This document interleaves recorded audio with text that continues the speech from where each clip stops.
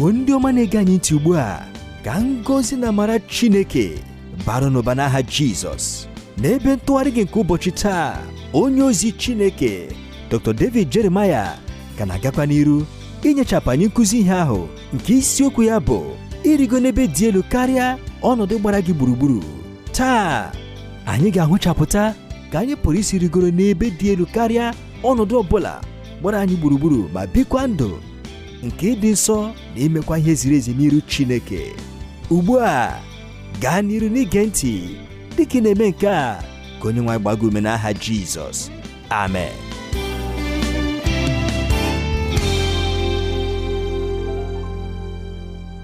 Ndị m hụrụ n'anya, n'ụbọchị taa n'usoro ọmụmụ ihe Chineke nwere ebumnobi dị mma banyere ya, anyị karagakwa n'iru n'isiokwu ahụ bụ nke anyị jiri na nnọkọ anyị n'oge gara aga, bụ nke anyị kpọrọ irigo n'ebe dị elu karịa ọnọdụ ndị gbara gị gburugburu. Chetakwa na ọ bụ site n'akwụkwọ Jenesis isi 37 malite n'ahịrị nke mbụ ruo na nke 11 ka anyị were ihe ọmụmụ anyị. Ọ bụrụ na akwụkwọ nsọ gị dị nso, ga-amasị m ka imeghe ya n'ebe ahụ. Jenesis isi 37 malite n'ahịrị nke mbụ ruo na nke 11.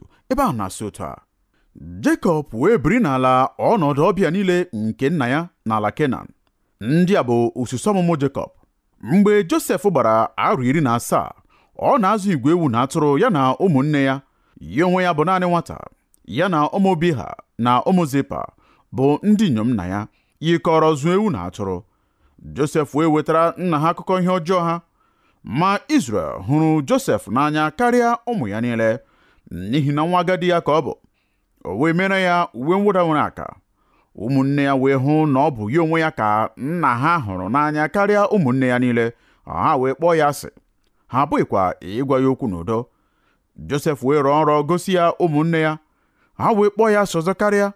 Ọ sị ha, biko nụrụnụ nrọ a nke m rọwụrụ. Ma lee, anyị onwe anyị na-eke ukwu ọka n'etiti ubi. Ma lee, ukwu ọka nke m belere guzo kwa onwe ya ọtọ. Ma lee, ukwu ọka unu na-agba gburugburu kpọọ isi ala nye ukwu ọka nke m. Ụmụnne ya wee sị ya, ị ga-abụ eze anyị n'ezie, ma ọ bụ ị ga-achị anyị n'ezie? Ha wee kpọọ ya asị ọzọ karịa n'ihi nrọ ya niile na n'ihi okwu ya niile. O wee rọọkwa nrọ ọzọ kọrọ ya ụmụnne ya sị, lee, arọwo m nrọ ọzọ. Ma lee, anyanwụ na ọnwa na kpakpando 11 na-akpọ isi ala nye m.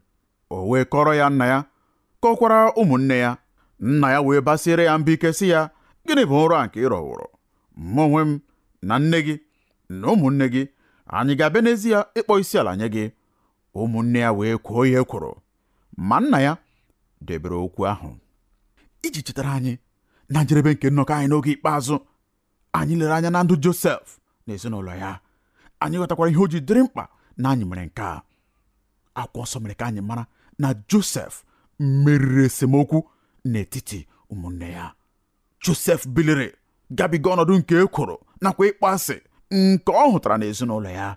Ọtụtụ ndị mmadụ taa, mgbe ha na-akpa agwa na-adịghị mma, gịnị ka a na-asị na ọ bụ ihe ha ga-eji gọpụ ha? Gịnị ka ha na-enye dịka ihe ngọpụ? Ha na-asị, ọ bụ ka esi eme ya na be anyị, ọ bụ ka nna m si kụziere m, ọ bụ ka nne m si eme. Mana akwụkwọ nsọ mere ka anyị mara na Josef beliri ma merie akpọmasị nke dị n'ezinụlọ ya. Akpọmasị nke a pụrụ isi na ọ bụ mburupụta ụwa, nke a pụrụ inye ya ngọpụ ma ọ bụrụ na ọ gara n'iru n'ibi ndụ n'ime ya.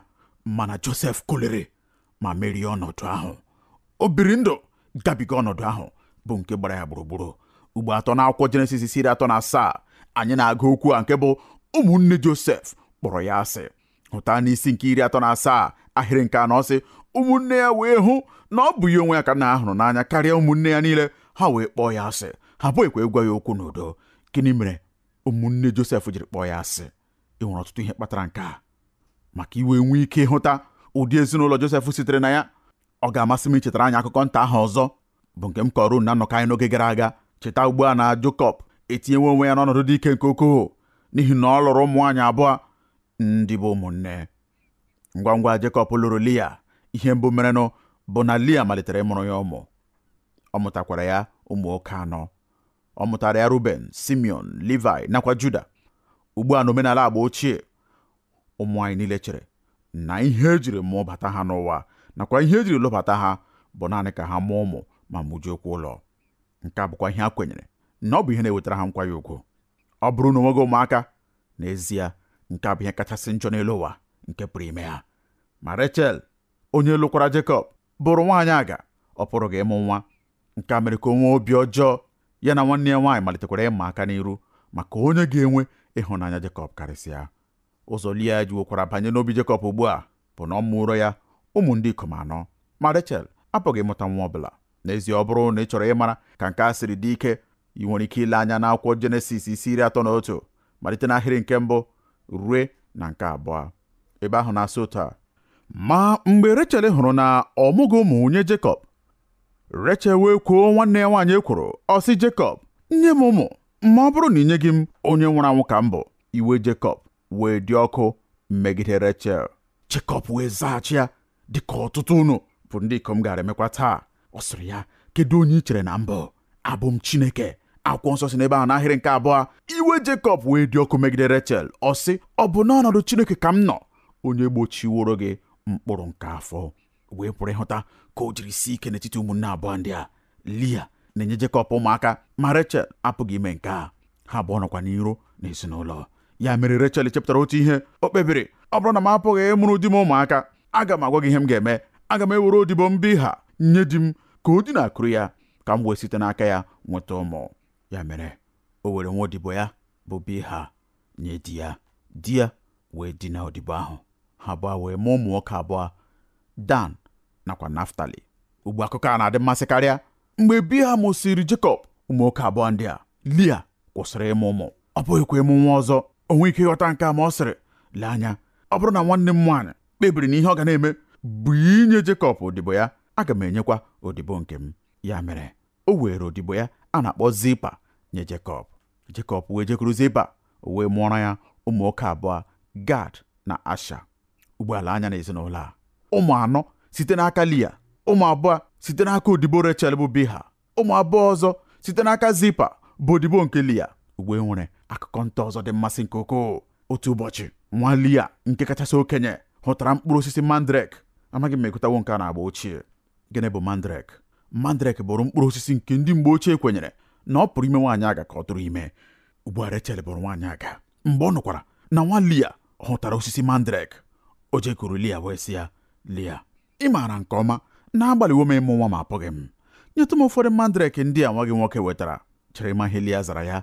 Ngwala anya na akwụkwọ Jenesis isi 30 ahịrị nke 15. Akwụkwọ nsọ sị, o wee sị ya, ọ bụ okwu nta na ị narawo di m, ị ga-anarakwa mandrake nwa m. Rechel wee sị, n'ihi nke a gị na ya ga-edina n'abalị a n'ihi mandrake a. Nke ọ dị gị mmasị? Rechel wee sị, aga m agwa gị ihe m ga-eme ka mụ na gị nwee nkwenye. Aga m ahapụ gị ka Jekọb bịa nọnyere gị n'abalị taa. Ihe gị onwe gị ga-emekwa bụ inye m ụfọdụ mandrake nke nwa gị nwoke nwetara. Lia kwenyere nke a, wee jekuru Jekọb. Ha wee mụ ụmụ 2 ọzọ, Isaka na Zebụlọn. Rechel enweghị ego ọbụla o chere na Lia pụrụ ịmụ ụmụ ọzọ, ma nke a mere. Ugbu a biko ghọta nke a. Ọ bụrụ gị n'ihi mandrake ahụ, dịka m gwara anyị na nnọkọ gara aga, ka Lia jiri tụrụ ime. Akwụkwọ nsọ pụtara ihe na nke a. Ọ bụghị n'ihi mandrake ahụ. Chineke meghere akpa nwa Lia. Chineke meghekwara akpa nwa Rechel. Ọ bụghị n'ihi mkpụrụ osisi mandrake. Ugbu a ebe a ka anyị nọ, ụmụ 4 site n'aka Lia, ụmụ 2 site n'aka odibo ya, ụmụ 2 site n'aka odibo Rechel. Ugbu a 2 ọzọkwa site n'aka Lia. Mana amụbeghịkwa Josef ruo ugbu a. N'ikpeazụ akwụkwọ nsọ sịrị n'isi nke 30 ahịrị nke 22, mgbe Rechel gbalịsịrị ike ihe niile ọ pụrụ ime maka ịmụ nwa, werekwa odibo ya nye Jekọb, rie mkpụrụ osisi mandrake, ọ gbalị ihe niile, ma n'ikpeazụ ọ ghọtara ihe o kwesịrị ime. O wee sị, onye nwe m na Jehova m, biko nye m nwa nwoke. Ị maara, aga m achọ ịkwụsị n'ebe a ogologo oge n'ihi na amụtara m ihe n'ebe a. Dịka m gwara anyị na nnọkọ anyị n'oge gara aga, mụ na nwunye m anyị nọrọ ọtụtụ afọ tupu anyị enwee ike ịmụta ụmụ. Mgbe anyị lụsịrị di na nwunye, anyị gabigara nledo niile na ihe ndị a niile mmadụ niile na-agabiga. Ma enwere otu agadi nwaanyị n'ụlọ nzukọ anyị na Haddon Heights, ebe anyị malitere ije ozi. Onye were ya dịka oke n'ọlụ dịrị ya ikpere anyị ekpere oge niile. Agaghị m echezọ ụbọchị nke na-eso, mgbe a mụsịrị Daniel, nwa m nke 4. Akpọrọ m nwaanyị ahụ wee sị ya, biko nne anyị ukwu, kwụsị, biko kwụsị, ekpekwala ekpere ọzọ ozugbo. Ịnụla, achọrọ m ịgba unu ume n'ụzọ dị otu a ndị m. Chineke bụ onye na-enye ụmụ. Chineke bụ onye na-emeghepụ akpa nwa. Rechel wee chọpụta mgbe afọ ndị a niile gasịrị na ọ bụ Chineke bụ onye na-enye nwa. Soro m gụọ ahịrị nke 22 n'isi nke 30. Ọ sị, ma Chineke chetara Rechel, Chineke wee gee ya ntị, meghe akpa nwa ya. Haleluya! Ma Chineke chetara Rechel, Chineke wee gee ya ntị, meghe akpa nwa ya. Ya mere Rechel tụrụ ime. Onye bụkwa nwa mbụ ya nke ọ mụrụ? Ọ bụ Josef. Mgbe nke ahụ gasịrị, o nwere nwa nwoke ọzọ nke a kpọrọ Benjamin. Ugbu ahụ taa, e nwere nwa ọzọ a mụrụ nye Jekọb, nke ahụ bụrụ Dina. Ọ bụrụ Jekọb na Lia mụrụ ya. Dina bụkwara naanị otu nwa nwaanyị nke Jekọb nwere. Kedu ka ị ga-eji chọọ ịbụ otu nwa nwaanyị n'etiti ụmụ ndị ikom 12? Ha dịrị ụmụ 13 n'ezinụlọ ahụ. Josef bụkwara otu n'ime ndị nke ikpeazụ a mụrụ. Ị pụrụ iche ugbu a, mgbe m sịrị na m na-ekwu banyere ndụ ezinụlọ Josef, ndụ ya n'ime ezinụlọ, ị pụrụ iche ụdị ihe ọ ga-adị ka ya bụ mmadụ isite n'ụdị ezinụlọ dị otu apụta. Ezinụlọ nke jupụtara na esemokwu, ezinụlọ nke jupụtara n'ibu iro, ezinụlọ nke jupụtara na ọgba aghara. A ga na-ekwu ihe dịka, ị bụghị ezi nwa, ọ bụ odibo mụrụ gị. Gị onwe gị, ọ bụ gị bụ ezi nwa. Gị onwe gị atara mkpụrụ osisi mandrake tupu a mụọ gị. Iche na anya amaghị ka ị siri pụta, ọ bụ na ya amaghị ka esi nweta gị. Ọ bụrụ na ile anya, ịma aka n'iru ahụ nke dịrị n'etiti Lia na Rechel, cheekwa maka ndị odibo ha abụọ na ịma aka n'iru niile nke ụmụ anyị anọ ndị a.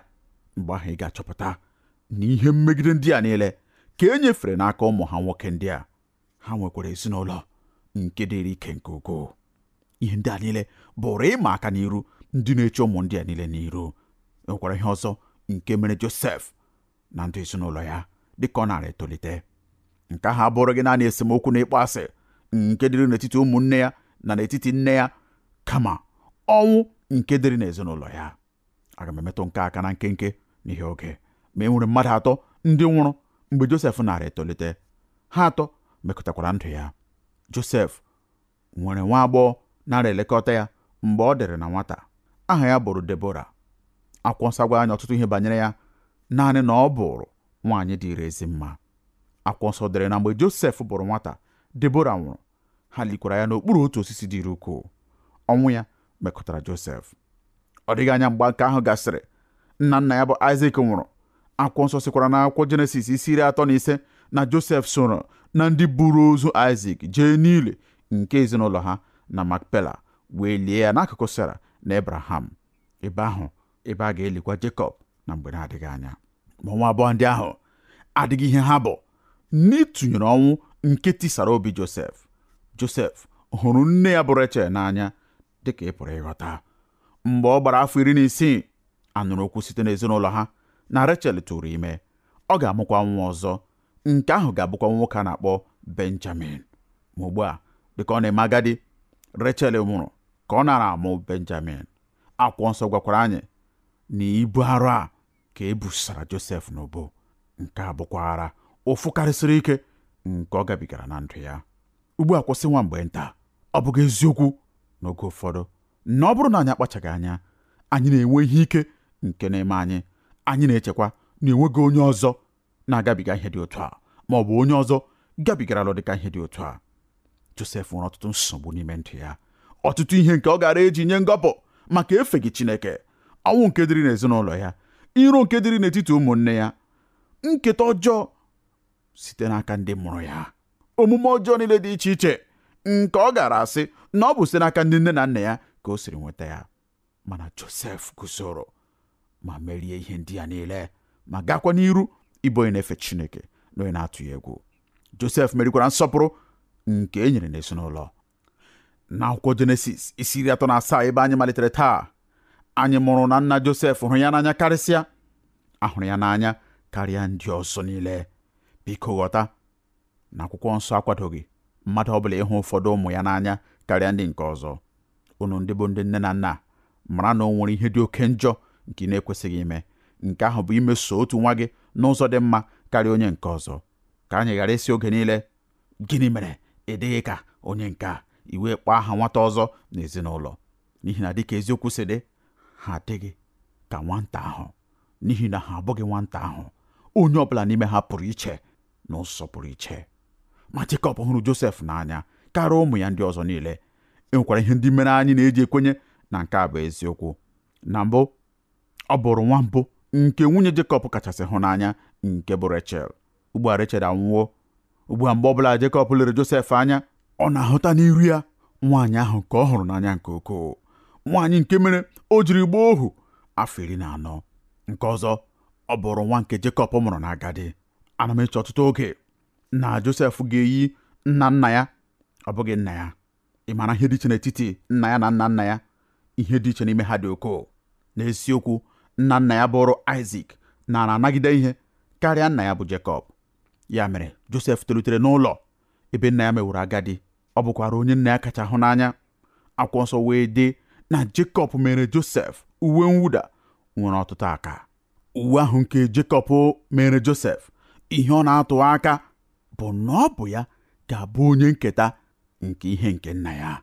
Ọ bụ ya ga-abụ onye nketa nke ihe Jekọb nwere. Ụmụnne 11 ndị nke ọzọ, ha niile nwechara uwe mwụda. Uwe nke ha nwere eleghị anya ga-abụ uwe ndị nwere aka mkpụmkpụ, ha dịkwa eru ala. Ọ ga-abụ uwe ndị a na-akwara ụmụ okorobịa n'oge ahụ. Mana uwe nke Jekọb kwara Josef bụ uwe dịka uwe nke ndị okenye na-eyi, nke na-egosi na ọ bụ onye a bụ onye ga-anọchi anya ya. Uwe nke Josef gosiri na a gụpụrụ ya site n'ọlụ ndị dị n'ezinụlọ. Ọ bụrụ onye nketa nke akụ nna ya. Ị pụrụ iche banyere Josef ka ọ na-agagharị n'uwe ogologo ya nke dịrị ọcha, ebe ụmụnne ya ga-esi n'ọrụ lọta n'aka emechuru emechu, aka nke jupụtara na amụma, na-esigwa eleghị anya ajịrịja. Ụfọdụ n'ime unu ga-asị, kedu ka Josef ga-esi bụrụ onye nketa ka ihe nke nna ya? Ọ bụrụ ya bụ ọkpara nke nna ya, onye bụrụ nwa mbụ nke Jekọb n'aka nwunye ndị a lụrụ ya. Ọ bụrụ Ruben. Eburu ụzọ mụọ Ruben. Ọ bụ ya kwesịrị ịbụ onye nketa nke ihe nke nna ya. Mechọrọ ịma ihe mere o ketaghị ya? Ka m duru gị jee n'akwụkwọ nsọ n'ihe mere n'ụbọchị ndị eze nke mbụ isi 5 malite n'ahịrị nke mbụ ruo na nke 2, ebe anyị na-ahụta ihe mere Ruben enwetaghị akụ nna ya. Ihe mere n'ụbọchị ndị eze nke mbụ ọ na-asụ otu a: ma ụmụ ndị ikom Ruben ọkpara Izrel, n'ihi na onye ahụ bụ ọkpara, ma n'ihi na o mere ute nna ya ka ọ ghara ịdị nsọ, e nyere ụmụ Josef nwa Izrel ọnọdụ ọkpara ya. Agaghị edekwa ya n'akwụkwọ osisi ọmụmụ dịka ọnọdụ ọkpara si dị, n'ihi na Juda dị ike n'etiti ụmụnne ya, onye ndu wee si n'ime ya pụta, ma Josef nwere ọnọdụ ọkpara. Ị hụrụ ya? Gịnị ka nke a pụtara? Ọ bụrụ na ị gaghachi ma gụọ Jenesis, ihe ị ga-achọpụta bụ nke a: n'otu oge Ruben banyere jee kwaso nwunye nna ya iko. Site n'ime nke a napụrụ ya ọnọdụ ịbụ ọkpara ya. Onye kwesịrị ịbụ onye nke na-esote ya? Ọ ga-abụ Dan nwa Biha? Ọ ga-abụ Gad nwa Zipa? Ọ bụ Josef, n'ihi na Josef bụrụ ọkpara nke nwaanyị nke ọzọ onye a lụrụ alụ. Ị hụrụ ya? Ọ ghaghị ịbụ ọkpara nke otu n'ime ụmụ nwaanyị ndị a. Ruben bụ ọkpara Lia, a lụrụ Lia alụ. Onye na-esota Ruben bụ Dan, onye bụ ọkpara nke Biha, mana alụghị Biha alụ. Biha bụ odibo ka ọ bụ. Onye na-esota Dan bụ Gad, ọkpara nke Zipa, mana alụghị Zipa alụ.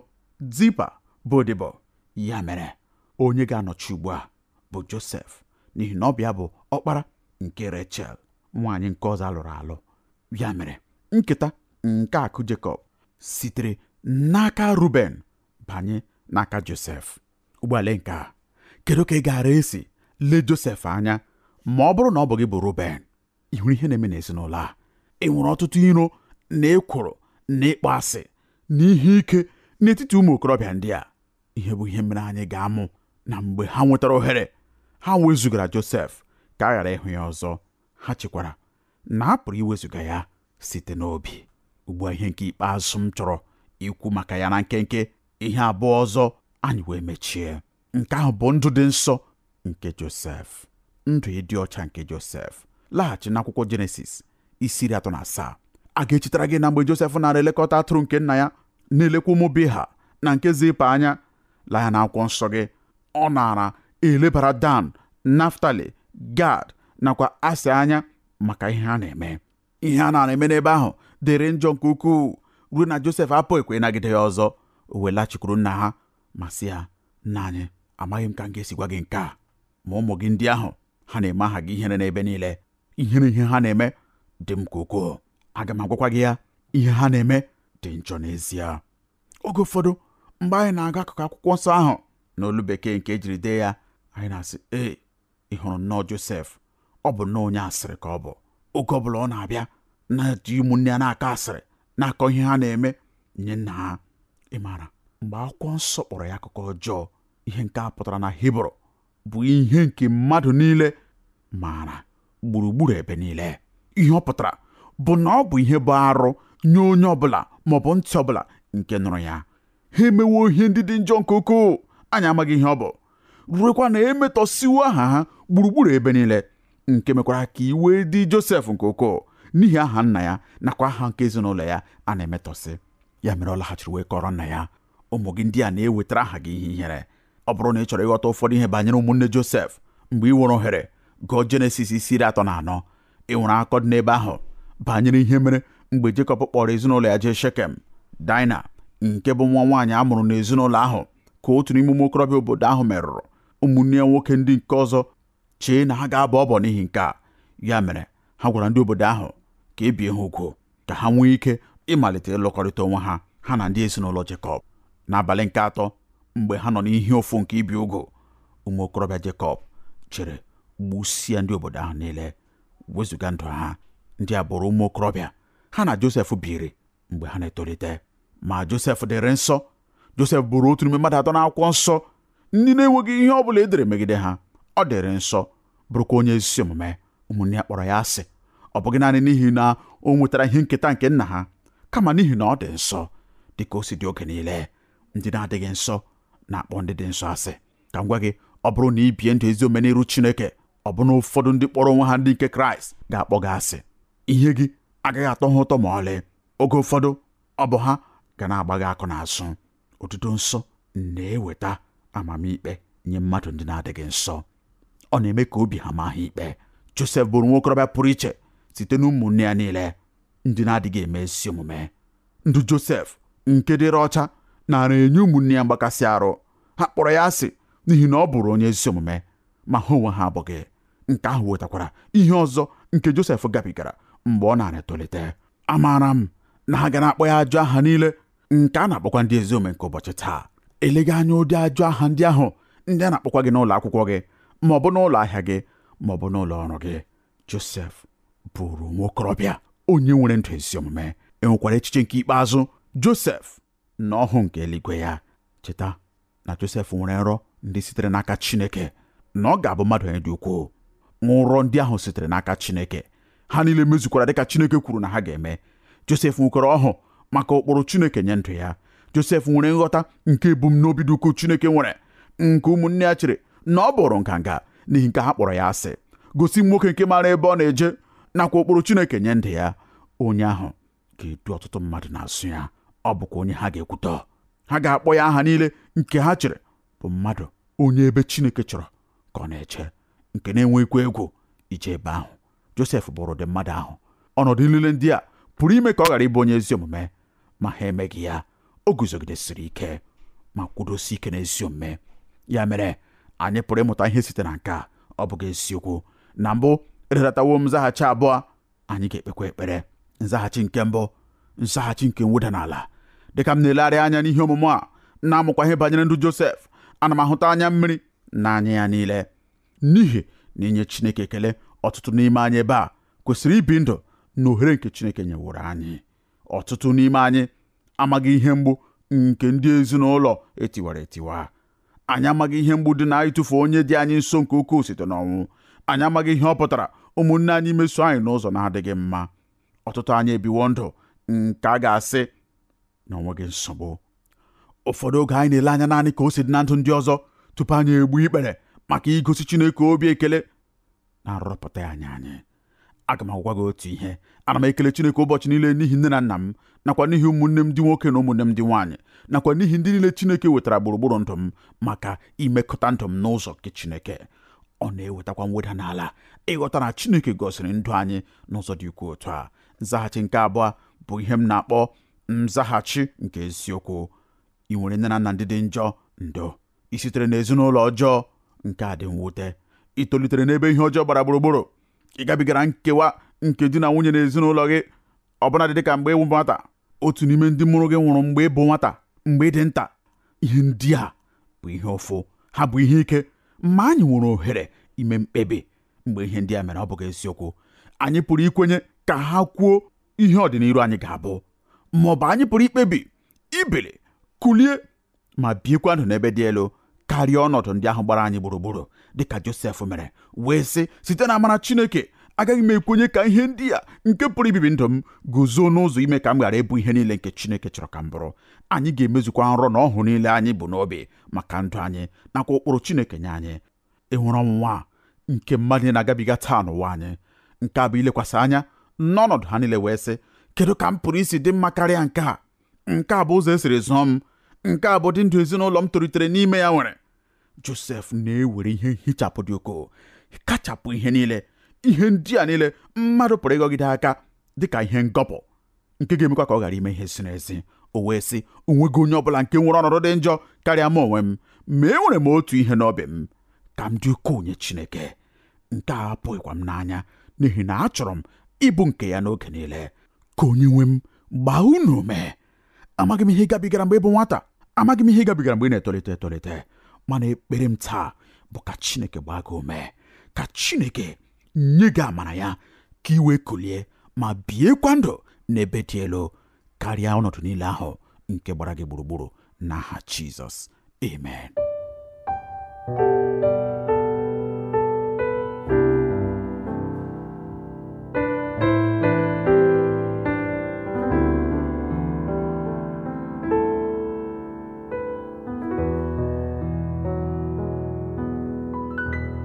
Ka amara Chineke bara gị ụba, gị onye nyere anyị ohere iwetara gị okwu Chineke taa.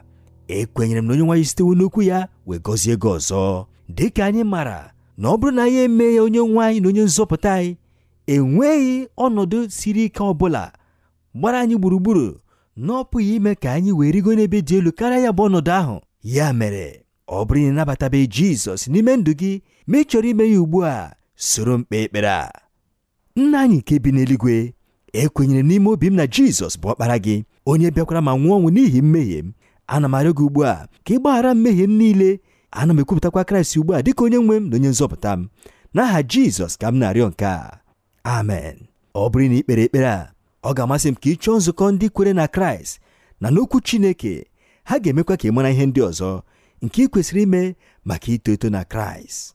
Dịka ị na-eme nke a, ka ngọzi na amara Chineke bara n'ụba n'aha Jizọs, amen. Ekele dịrị gị, gị onye nyere anyị ohere ịnọnyere gị n'ebe ntụgharị gị nke ụbọchị taa. Ọ bụrụ na ị chọrọ ịkpọtụrụ anyị, ị pụrụ ime nke a site n'ịkpọtụrụ anyị n'eriri igwe telefon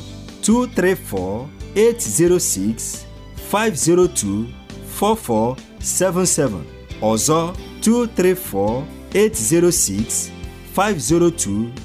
234-806-502-4477, maọbụ site n'izitere anyị ozi email na twr2131@yahoo.fr, maọbụkwa site n'idetara anyị akwụkwọ ozi n'olu ndị Igbo Radio Elwa, P.O. Box 12540, Aba, Abia State nke Nigeria. Ka amara nke Chineke gaa n'iru n'ịba ụba nye gị n'aha Jizọs, amen.